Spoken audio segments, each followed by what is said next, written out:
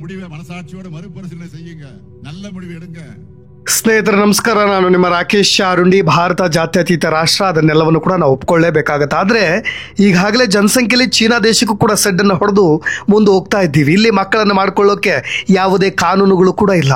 ಏಕರೂಪ ನಾಗರಿಕ ಸಂಹಿತೆ ಕೂಡ ಇನ್ನು ದೇಶಾದ್ಯಂತ ಜಾರಿ ಕೂಡ ಆಗಿಲ್ಲ. ಹಿಂದೂಗಳಲ್ಲಿ ಒಂದು ಹಂತಕ್ಕೆ ಮಕ್ಕಳನ್ನು ಮಾಡ್ಕೊಳ್ಳೋಕೆ ಒಂದು ಮಿತಿ ಇದ್ದರೆ, ಇನ್ನು ಮುಸ್ಲಿಮರಲ್ಲಿ ಇದಕ್ಕೆ ಅಂಕೆ ಶಂಕೆ ಇಲ್ಲದಂತ ಆಗಿಬಿಟ್ಟಿದೆ. ಹಾಗಾಗಿ ಭಾರತ ಮುಂದೊಂದು ದಿನ ಮುಸ್ಲಿಂ ರಾಷ್ಟ್ರವಾಗೋದು ಪಕ್ಕಾ ಆಗ್ತಾ ಇದೆ. ಜನ ಅನೇಕ ಭಾಗಗಳಲ್ಲಿ ಅನ್ನ ಆಹಾರವಿಲ್ಲದೆ ಪರದಾಡ್ತಾ ಇದ್ದಾರೆ, ಉದ್ಯೋಗ ಸಮಸ್ಯೆಯನ್ನು ಎದುರಿಸ್ತಾ ಇದ್ದಾರೆ, ತುತ್ತಿನ ಚೀಲವನ್ನು ತುಂಬಿಸ್ಕೊಳ್ಳೋದಕ್ಕೆ ಭಾರತೀಯರು ಪರದಾಡ್ತಾ ಇದ್ದಾರೆ. ಆದರೆ ಇಲ್ಲೊಬ್ಬ CM ಮಾತ್ರ ಸ್ವಲ್ಪವೂ ಕೂಡ ಪರಿಜ್ಞಾನವಿಲ್ಲದೆ ಕೇವಲ ತಮ್ಮ ರಾಜಕೀಯ ಲಾಭಕ್ಕಾಗಿ ಮಕ್ಕಳನ್ನು ಮಾಡ್ಕೊಳ್ಳಿ, ಫ್ಯಾಮಿಲಿ ಪ್ಲಾನಿಂಗ್ ಮಾಡಬೇಡಿ, ತಕ್ಷಣಕ್ಕೆ ಹೆಚ್ಚು ಮಕ್ಕಳನ್ನು ಮಾಡ್ಕೊಳ್ಳಿ ಅಂತ ಸಾಮೂಹಿಕವಾಗಿ ಕರೆಯನ್ನು ಕೊಟ್ಟಿರೋದು. ಇದು ಕೇವಲ ರಾಜಕೀಯ ಲಾಭಕ್ಕಾಗಿ ಅನ್ನೋದು ಆತಂಕಕಾರಿಯಾದಂಥ ವಿಷಯ. ಜನಸಾಮಾನ್ಯರನ್ನ ದಿಕ್ಕು ತಪ್ಪಿಸುವ ಕೆಲಸವನ್ನು ಮಾಡಿಬಿಟ್ಟಿದ್ದಾರೆ. ಆ ರೀತಿಯಾದಂಥ ಒಂದು ದೊಡ್ಡ ಎಡವಟ್ಟು ಕೂಡ ಇದಾಗಿಬಿಟ್ಟಿದೆ. ಸ್ನೇಹಿತರೆ, ಕುರಿತಾಗಿ ಒಂದಿಷ್ಟು ವಿವರಣೆಗಳನ್ನು ನಾವೆಲ್ಲರೂ ಕೂಡ ತಿಳಿದುಕೊಳ್ಳೋ ಮುನ್ನ ಈ ಕೆಲವೊಂದಿಷ್ಟು ಅಂಕಿ ಅಂಶಗಳನ್ನು ನಾವು ತಿಳಿದುಕೊಳ್ಬೇಕಾಗತ್ತೆ. ಸ್ನೇಹಿತರೆ, ನಾವೆಲ್ಲರೂ ಭಾರತ ಹಿಂದೂ ರಾಷ್ಟ್ರ ಅಂತ ಬೀಗ್ತಾ ಇದ್ದೀವಿ. ಆದರೆ ಅಚ್ಚರಿಯ ವಿಷಯ ಅಂದರೆ 2050 ಹೊತ್ತಿಗೆ ಭಾರತ ಮುಸ್ಲಿಮರೇ ಹೆಚ್ಚಾಗಿರ್ತಕ್ಕಂಥ ರಾಷ್ಟ್ರವಾಗಿ ಹೊರಹೊಮ್ತಾ ಇದೆ. ಭಾರತವನ್ನು ಹೊರತುಪಡಿಸಿ ಇತರ ದೇಶಗಳಲ್ಲಿ ಹಿಂದೂಗಳ ಜನಸಂಖ್ಯೆ ಗಣನೀಯವಾಗಿ ಕಡಿಮೆ ಆಗ್ತಾ ಇದೆ.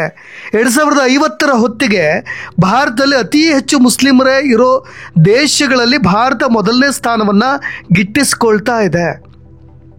ನಂತರದ ಸ್ಥಾನದಲ್ಲಿ ಪಾಕಿಸ್ತಾನ 2ನೇ ಸ್ಥಾನದಲ್ಲಿ ಉಳಿಯುತ್ತೆ ಅನ್ನೋದು ಅಚ್ಚರಿಯಾದಂಥ ವಿಷಯ. ಸ್ನೇಹಿತರೆ, ಭಾರತ 2050 ವೇಳೆಗೆ 311 ಬರೋಬ್ಬರಿ 311 ಮಿಲಿಯನ್ ಮುಸ್ಲಿಂ ಜನಸಂಖ್ಯೆಯನ್ನು ಹೊಂದಿರೋ ದೇಶವಾಗಿ ದಾಖಲೆ ಬರಿತಾ ಇದೆ. ಈ ಕುರಿತಾಗಿ ನಮ್ಮ ಸರ್ಕಾರಗಳು ಕೂಡ ಯಾವುದೇ ರೀತಿಯಾಗಿ ಹೆಚ್ಚಿನ ನಿಯಮಗಳನ್ನು ಕೂಡ ತರ್ತಾ ಇಲ್ಲ. 2050 ಹೊತ್ತಿಗೆ ಇಡೀ ವಿಶ್ವದಲ್ಲಿರೋ ಮುಸ್ಲಿಮರ ಸಂಖ್ಯೆಯಲ್ಲಿ 11% ಜನಸಂಖ್ಯೆ ಅದು ಭಾರತದಲ್ಲೇ ಇರ್ತಾರೆ ಅನ್ನೋದನ್ನು ನಾವು ಸೂಕ್ಷ್ಮವಾಗಿ ಅರಿತುಕೊಳ್ಳಬೇಕು. ಮುಸ್ಲಿಂ ಸಮುದಾಯದಲ್ಲಿ ಚಿಕ್ಕ ವಯಸ್ಸಿನಲ್ಲೇ ಮದುವೆ ಮಾಡ್ತಾರೆ, ಚಿಕ್ಕ ವಯಸ್ಸಿನಲ್ಲೇ ಗರ್ಭವನ್ನು ಕೂಡ ಧರಿಸ್ತಾರೆ, ಅದಕ್ಕೆ ಅವಕಾಶಗಳು ಕೂಡ ಇದೆ. ಹಾಗಾಗಿ ಈ ರೀತಿಯಾದಂಥ ಪರಿಣಾಮವನ್ನು ನಾವೆಲ್ಲರೂ ಕೂಡ ಎದುರಿಸ್ತಾ ಇದ್ದೀವಿ ಅಂತ ನಾವೆಲ್ಲರೂ ಕೂಡ ಅಂದ್ಕೊಳ್ಬೋದು. ಆದರೆ ಸದ್ಯಕ್ಕೀಗ ಪ್ರತಿ ಮುಸ್ಲಿಂ ಮಹಿಳೆ ಸರಾಸರಿ 3.2 ಮಕ್ಕಳನ್ನು ಪಡೆಯೋ ಅವಕಾಶ ಇದೆ. ಪ್ರತಿ ಕ್ರೈಸ್ತ ಮಹಿಳೆಗೆ ಸರಾಸರಿಯಾಗಿ 7.3 ಮಕ್ಕಳನ್ನು ಹೊಂದುವ ಅವಕಾಶ ಕೂಡ ಇದೆ. ಹಾಗಾಗಿ ಎಲ್ಲ ಕಾರಣಗಳಿಂದ ಯಾವುದೇ ಅಂಕೆ ಶಂಕೆ ಇಲ್ಲದೆ, ಲಂಗು ಲಗಾಮಿಲ್ಲದೆ, ಅಂಕುಶವಿಲ್ಲದೆ ಮುಸ್ಲಿಮರು ಕೂಡ ಮಕ್ಕಳನ್ನು ಪಡಿತಾ ಇರೋ ವಿಷಯವನ್ನು ನಾವು ಒಪ್ಕೊಳ್ಳೇಬೇಕು. ಅದೇನಿರಲಿ, ಕೇವಲ ನಾನು ಮುಸ್ಲಿಮರನ್ನ ಟಾರ್ಗೆಟ್ ಮಾಡ್ತಾ ಇದ್ದೀನಿ ಅಂತ ಅಲ್ಲ. ಭಾರತ ಹಿಂದೂ, ಇಸ್ಲಾಂ, ಕ್ರಿಶ್ಚಿಯನ್, ಬೌದ್ಧ, ಜೈನ, ಸಿಖ್ ಹೀಗೆ ವಿವಿಧ ಧರ್ಮಗಳ ಜನರಿಗೆ ನೆಲೆಯಾಗಿದೆ. ಅದನ್ನು ನಾವು ಕೂಡ ರೆಸ್ಪೆಕ್ಟ್ ಮಾಡಬೇಕಾಗತ್ತೆ.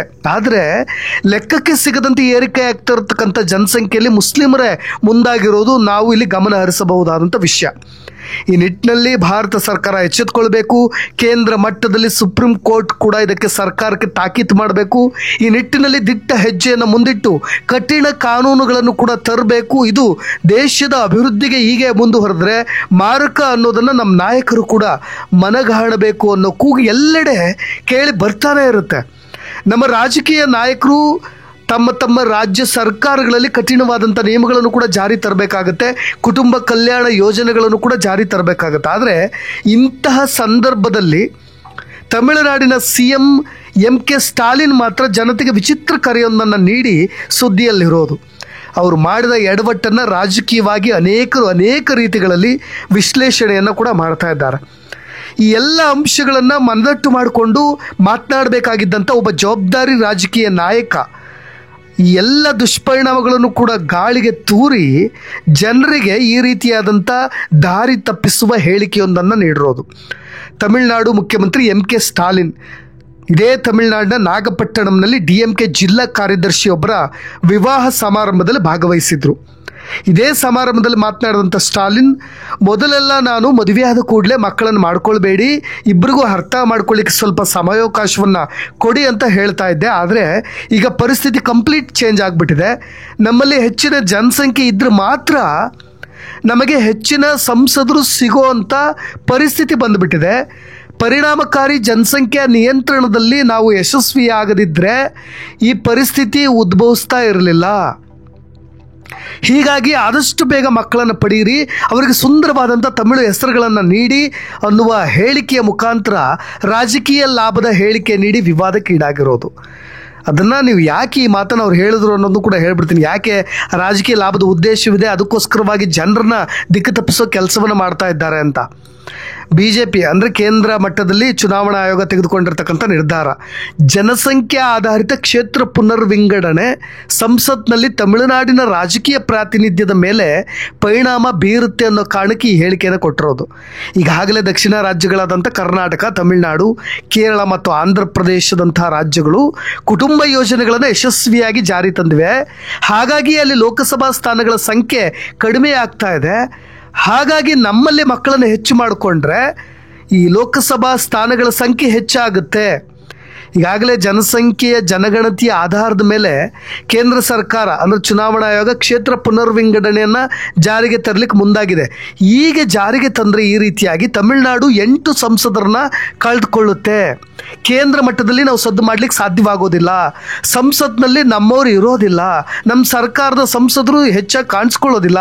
ಹಾಗಾಗಿ ಕೆಲವೊಂದು ಬಿಲ್ಗಳನ್ನು ಜಾರಿ ತರಲಿಕ್ಕೆ ಆಗೋದಿಲ್ಲ. ನಮ್ಮ ಕ್ಷೇತ್ರಗಳಿಗೆ ಹೆಚ್ಚು ಹಣವನ್ನು ತರಲಿಕ್ಕೆ ಸಾಧ್ಯವಾಗೋದಿಲ್ಲ, ಅಭಿವೃದ್ಧಿ ಕುಂಠಿತವಾಗುತ್ತೆ ಅನ್ನೋ ಏಕೈಕ ಕಾರಣಕ್ಕೆ ಒಬ್ಬ ರಾಜಕೀಯ ನಾಯಕನ ಬಾಯಲ್ಲಿ ಈ ರೀತಿಯಾದಂಥ ಮಾತುಗಳು ಬಂದಿರೋದು. ನೀವು ಜನಸಾಮಾನ್ಯರು, ನೀವು ವೀಕ್ಷಕರು, ನೀವು ಅರ್ಥ ಮಾಡ್ಕೊಳ್ಬೇಕು ಯಾವ ಕಾರಣಕ್ಕೆ ಈ ರೀತಿಯಾದಂಥ ನಮ್ಮ ರಾಜಕೀಯ ನಾಯಕರ ಹೇಳಿಕೆಗಳನ್ನು ಕೊಡ್ತಾರೆ ಅಂತ. ತಮಿಳುನಾಡು ಸಂಸತ್ನಲ್ಲಿ ಪ್ರಾತಿನಿಧ್ಯವನ್ನು ಕಳೆದುಕೊಳ್ಳಿಕ್ಕೆ ಕಾರಣವಾಗುತ್ತೆ ಅನ್ನೋ ಏಕೈಕ ಕಾರಣಕ್ಕೆ, ಮುಂದೆ ನಮಗೆ ಸಂಸತ್ನಲ್ಲಿ ಸ್ಥಾನಗಳು ಕಮ್ಮಿ ಆಗುತ್ತೆ ಅನ್ನೋ ಕಾರಣಕ್ಕೆ ದೇಶದ ಒಳಿತನ್ನು ಗಾಳಿಗೆ ತೂರಿ ಈ ರೀತಿಯಾದಂಥ ಹೇಳಿಕೆಗಳನ್ನು ಕೊಟ್ಟಿರೋದು. ದೇಶದ ಕಲ್ಯಾಣಕ್ಕಾಗಿ ಜನಸಂಖ್ಯೆಯನ್ನು ನಿಯಂತ್ರಿಸಿ ದೇಶದ GDPಗೆ ದಕ್ಷಿಣದ ರಾಜ್ಯಗಳು ಗಮನಾರ್ಹ ಕೊಡುಗೆಯನ್ನು ಕೊಡ್ತಾ ಇದೆ. ನಾವೆಲ್ಲರೂ ಕೂಡ ಅದನ್ನು ಒಪ್ಕೊಳ್ಳೇಬೇಕು. ಆದರೆ ಈಗ ಜನಸಂಖ್ಯೆ ಆಧಾರದಲ್ಲಿ ಕ್ಷೇತ್ರ ಪುನರ್ವಿಂಗಡಣೆ ಮಾಡಿದ್ರೆ ದಕ್ಷಿಣದ ರಾಜ್ಯಗಳಿಗೆ ಸಂಸತ್ನಲ್ಲಿ ಕಡಿಮೆ ಪ್ರಾತಿನಿಧ್ಯ ಸಿಗುತ್ತೆ ಅಂತ ಹೇಳಿ ಈಗ ವಾದ ಮಾಡ್ತಾ ಇರೋದು MK ಸ್ಟಾಲಿನ್ ಅವರು. ಇದೇ ಅಭಿಪ್ರಾಯವನ್ನು ಕರ್ನಾಟಕದ ಮುಖ್ಯಮಂತ್ರಿ CM ಸಿದ್ದರಾಮಯ್ಯನವರು ಕೂಡ ವ್ಯಕ್ತಪಡಿಸಿದ್ದಾರೆ. ಆದರೆ ಈಗಾಗಲೇ MK ಸ್ಟಾಲಿನ್ ಕೂಡ ಮಾರ್ಚ್ 5ಕ್ಕೆ ತಮಿಳುನಾಡಿನಲ್ಲಿ ಸರ್ವ ಪಕ್ಷಗಳ ಸಭೆ ಕರೆದಿದ್ದಾರೆ. ಇದೇ ಕಾರಣಕ್ಕೆ ಈ BJPಯ ವಿರುದ್ಧವಾಗಿ ಅವರ ಆಕ್ರೋಶವನ್ನು ಕೂಡ ವ್ಯಕ್ತಪಡಿಸ್ತಾ ಇದ್ದಾರೆ. ಆದರೆ 40 ಪಕ್ಷಗಳನ್ನು, ಎಲ್ಲ ಪಾರ್ಟಿಗಳನ್ನು ಸೇರಿಕೊಂಡು ಒಂದು ಮೀಟಿಂಗ್ ಕರೆದಿರೋದು ಇದೇ ಉದ್ದೇಶವಾಗಿ. ಆದರೆ BJP ಇದನ್ನು ವಿರೋಧಿಸ್ತಾ ಬಂದಿದೆ. ಅದಕ್ಕೆ ಕಾರಣ ಕೂಡ ಇದೆ. ಕೇಂದ್ರ ಮಟ್ಟದಲ್ಲಿ ಚುನಾವಣಾ ಆಯೋಗ ಈ ರೀತಿಯಾದಂಥ ನಿರ್ಧಾರಗಳನ್ನು ತೆಗೆದುಕೊಂಡಾಗ ಸಹಜವಾಗಿ ಕೇಂದ್ರ ಸರ್ಕಾರ ಯಾವುದಿರುತ್ತೋ ಅದಕ್ಕೆ ತಕ್ಕನಾಗಿ ಕೇಂದ್ರ ಚುನಾವಣಾ ಆಯೋಗಗಳು ಕೆಲಸ ಮಾಡಬೇಕಾಗುತ್ತೆ ಅನ್ನೋದ್ರ ಕುರಿತಾಗಿ BJP ಇದನ್ನು ವಿರೋಧಿಸ್ತಾ ಇರ್ಬೋದು. ಆದರೆ ಎಲ್ಲರೂ ಅವರವರ ಲಾಭವನ್ನು ನೋಡ್ಕೊಳ್ತಾ ಹೋದರೆ ಸಾಮಾನ್ಯ ಜನರಿಗೆ ಏನು ಸಂದೇಶವನ್ನು ಕೊಡ್ತಾ ಇದ್ದೀರಿ? ನಿಮ್ಮ ರಾಜ್ಯದಲ್ಲಿ ನಿಮ್ಮ ಸಂಸದರ ಸಂಖ್ಯೆ ಕಡಿಮೆ ಆಗುತ್ತೆ ಅನ್ನೋ ಕಾರಣಕ್ಕೆ ಈ ರೀತಿಯಾಗಿ ಮಕ್ಕಳನ್ನು ಮಾಡ್ಕೊಳ್ಳಿ ಅನ್ನೋ ಒಂದಿಷ್ಟು ಈ ರೀತಿಯಾದಂಥ ಲಾಭದಾಯಕ ಹೇಳಿಕೆಗಳನ್ನು ಕೊಡ್ಲಿಕ್ಕೆ ಮುಂದಾಗ್ಬಿಟ್ರೆ ಜನರ ದಿಕ್ತಪ್ಪಿಸೋ ಕೆಲಸ ಇದು. ಹೆಚ್ಚು ಜನಸಂಖ್ಯೆಗಳಾಗ್ತಾ ಇದ್ರೆ ಈಗಾಗಲೇ ಗೊತ್ತಾಗಿದೆ ನಿಮಗೆ ಭಾರತದ ಜನಸಂಖ್ಯೆ ಎಷ್ಟಿದೆ. ಅದರಲ್ಲಿ ಕೆಲವೊಂದು ಧರ್ಮಗಳ ಜನಸಂಖ್ಯೆ ಹೆಚ್ಚು ಮುಂದಾಗ ಹೋಗ್ತಾ ಇರೋದು, ಚೀನಾವನ್ನು ಮುಂದಕ್ಕೆ ಹೋಗ್ತಾ ಇರೋದು, ಅದರಿಂದ ಆಗ್ತಾ ಇರ್ತಕ್ಕಂಥ ಪರಿಣಾಮಗಳು, ಇದೆಲ್ಲ ದುಷ್ಪರಿಣಾಮಗಳ ಕಡೆಗೆ ನಮ್ಮ ರಾಜಕೀಯ ನಾಯಕರು ಗಮನ ಹರಿಸಬೇಕು. ಹಾಗಾಗಿ ಇಂಥ ಹೇಳಿಕೆಗಳು ಮತ್ತೆ ಬರಲಿಕ್ಕೆ ಸಾಧ್ಯವಿಲ್ಲ. ಇದಕ್ಕೆಲ್ಲ ಕಮೆಂಟ್ಸ್ ಮುಖಾಂತರ ನಿಮ್ಮ ಉತ್ತರವನ್ನು ತಿಳಿಸಬೇಕಾಗತ್ತೆ. ಇನ್ನೆಷ್ಟು ಸುದ್ದಿಗಳೊಂದಿಗೆ ಮತ್ತೆ ಬರ್ತೀನಿ. ನಾನು ರಾಕೇಶ್ ಆರುಂಡಿ. ಧನ್ಯವಾದ.